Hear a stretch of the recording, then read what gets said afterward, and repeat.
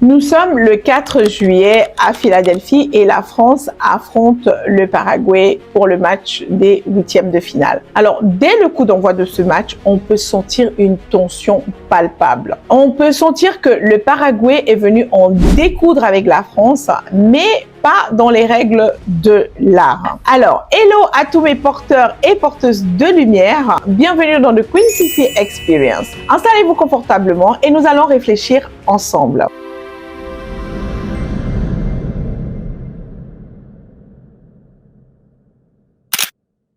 Donc, dès le coup d'envoi de ce match, on sent une tension. On sent que les joueurs paraguayens sont là pour pratiquer un autre football. Quelque chose qui est très loin du football, quelque chose qui se rapproche plus de la boxe, du catch, du rugby, mais qui s'éloigne vraiment considérablement du foot. De l'autre côté de l'écran, tous les supporters sont exaspérés parce que ce n'est pas normal. Et à la fin de ce match, qui s'est soldé par la victoire de la France, on a la folle du Parlement paraguayen qui débarque et qui tient des propos racistes à l'endroit de Kylian Mbappé. Oui, cette femme a eu comme ça la légèreté de s'adresser à un très grand joueur de foot, à un Français, parce que elle a vu que dans son pays aussi, le racisme est décomplexé. Oui, parce qu'il faut dire les choses. En France aussi, ils ont la capacité de traiter, d'immigrer des enfants français parce que leurs parents sont d'origine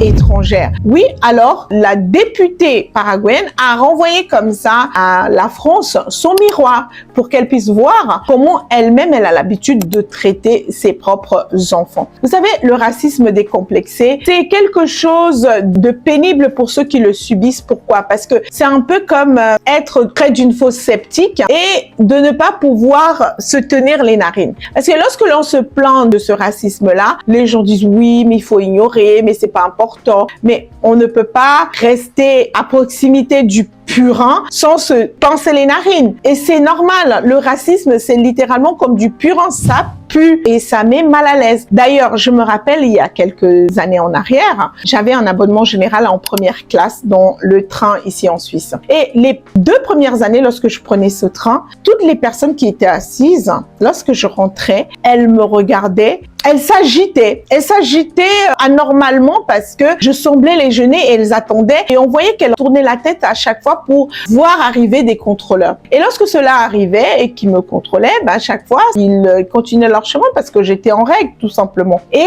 après pratiquement 2 ans, j'ai commencé à avoir des bons jours parce que oui, il faut dire que les personnes qui étaient là, c'était des personnes qui étaient habituées à y être. Certainement des abonnements offerts par leurs employeurs, comme c'était le cas pour moi aussi. Donc, ces personnes, elles étaient là et au bout de 2 ans, elles me disaient bonjour parce que finalement, j'avais le droit d'être là. Elles avaient vu que j'avais le droit d'être là. Seulement un jour, il y a ce monsieur, j'ai pris le train et lui, il ne savait pas que j'avais le droit d'être là et il a commencé à pester. Et il a dit très fort pour que je puisse l'entendre. Oui, qu'est-ce qu'elle fait là? Ils ont rien à faire là, ces gens-là. Et donc, je l'entendais parler, je l'entendais pester.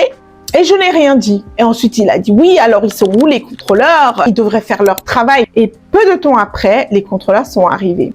Et après avoir vérifié mon titre de transport, ils ont voulu avancer plus loin. Et je me suis adressée à ce monsieur-là. J'ai dit, monsieur, vous voyez, les contrôleurs, ils ont fait leur travail. Et visiblement, ils m'ont pas arrêté, ils n'ont pas appelé la police. Et cet homme s'est senti tout de suite mal à l'aise. Il m'a dit, oui, et alors? Je dis, oui, et alors, vous avez parlé très fort tout à l'heure pour que je puisse vous entendre. Et maintenant, vous voulez faire semblant. C'est exactement ça. Les racistes veulent toujours faire semblant. Moi, je préfère le raciste paraguayen, le raciste argentin, parce que il me montre clairement qui il est. Et ce raciste-là, il assume son identité. Il est dans la conscience de son identité et dans la conscience de sa transmission. Et c'est aussi aux porteurs de lumière de rentrer dans la conscience aussi de qui il est, lui, pour ne pas être toujours dans une posture dans laquelle il va être un peu le pauvre petit noir qui est victime de racisme, mais qui va rentrer dans la posture d'un Kylian qui sait qui il est, qui va répondre avec le sourire,